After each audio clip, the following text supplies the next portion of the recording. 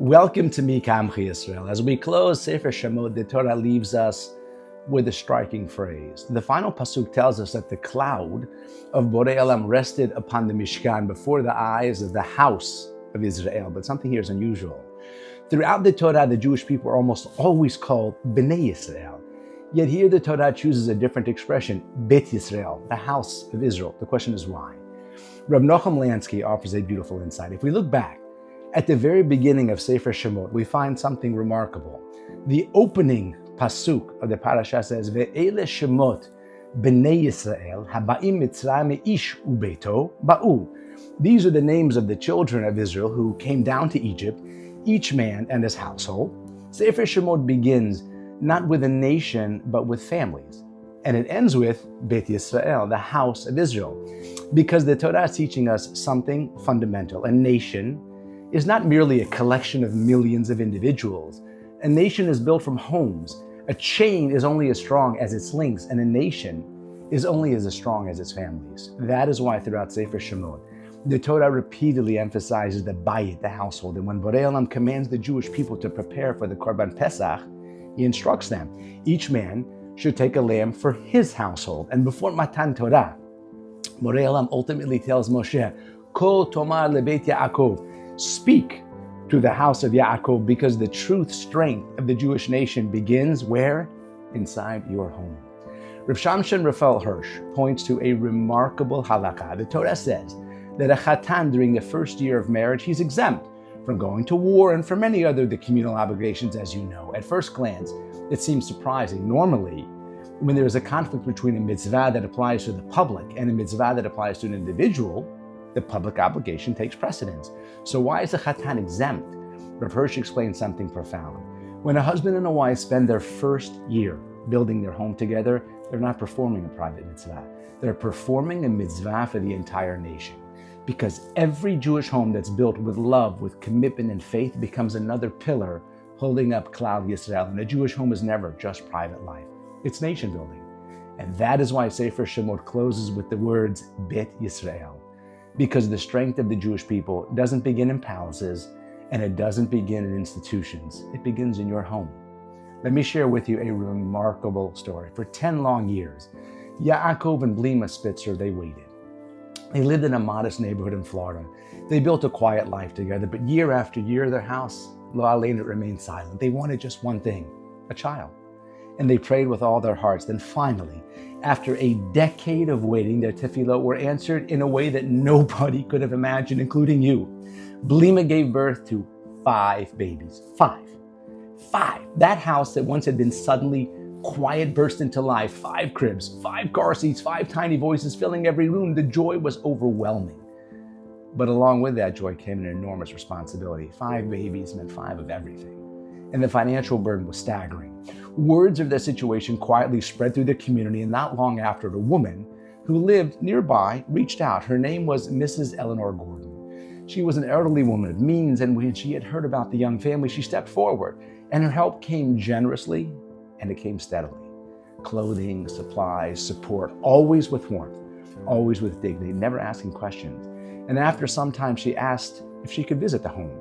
Blima gladly welcomed her. The house was exactly what you would expect. Busy, warm, alive with the sounds of 5 newborns.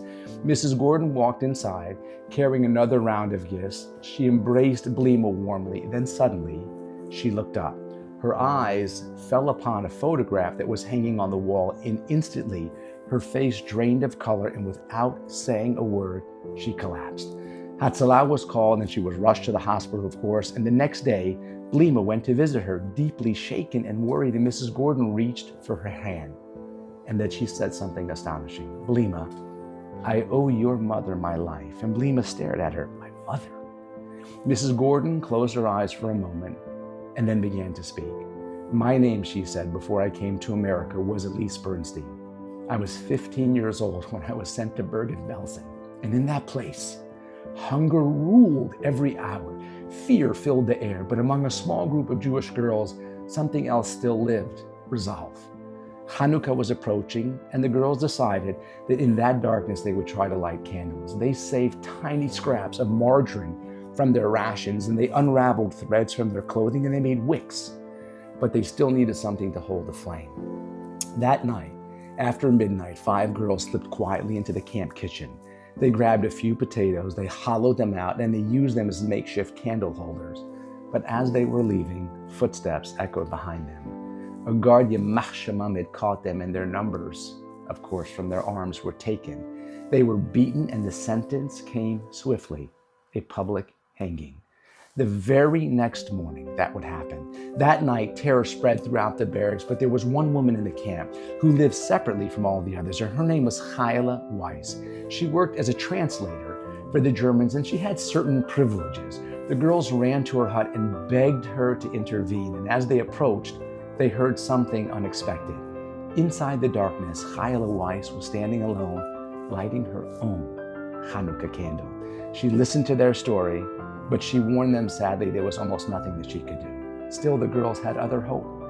The next morning, the entire camp gathered in the central square.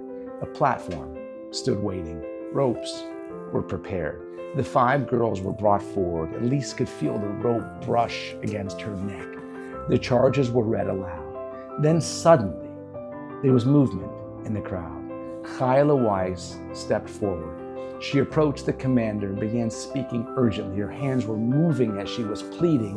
Her voice rose, and every ounce of influence she had, she used in that moment. The commander argued back. The exchange grew tense. Then suddenly, he waved his hand. The ropes were removed, the girls were sent away, and they lived. Weeks later, the camp was liberated. Life moved on, but that moment, the gallows, the candle, the rescue, it remained burned into Elise's memory forever. Mrs. Gordon opened her eyes and she looked at Blima. "When I walked into your house," she said quietly, "and I saw the photograph of your mother, I recognized her immediately. Your mother was Chayla Weiss." Your mother saved 5 lives that night. Blima sat silently absorbing every word, and then she said something extraordinary. "The night before I gave birth," she said softly, "my mother came to me in a dream, clear like glass, and she spoke just 3 words in Yiddish. Finif, far finif, 5 for 5. The meaning was utterly clear. 5 girls taken from beneath the gallows, 5 children born decades later. The debt had been paid in full. Ladies and gentlemen, picture that morning in Bergen-Belsen, 5 young Jewish girls standing beneath the gallows. The ropes were already hanging. Around them stood a world that believed the story of the Jewish people was over. No homes, no families, no children, and worse, no future. And then one Jewish woman stepped forward. No authority, no power, just courage.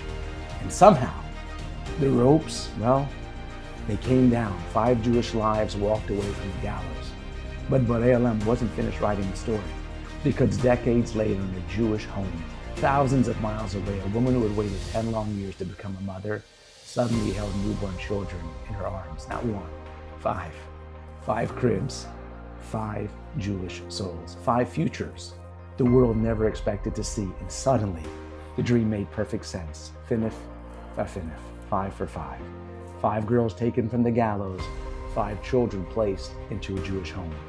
Because the enemies of the Jewish people, Yemach Shemam v'Zichrem, believed that if they could destroy Jewish lives, they would destroy our future. But they never understood the secret of Beis Yisrael. If you save 1 Jewish life, you will end up saving generations. And somewhere in Shemayim, Boray Olam opens the ledger of Jewish history and whispers, this account of Beis Yisrael has been paid in full. Mi Keamcha Yisrael.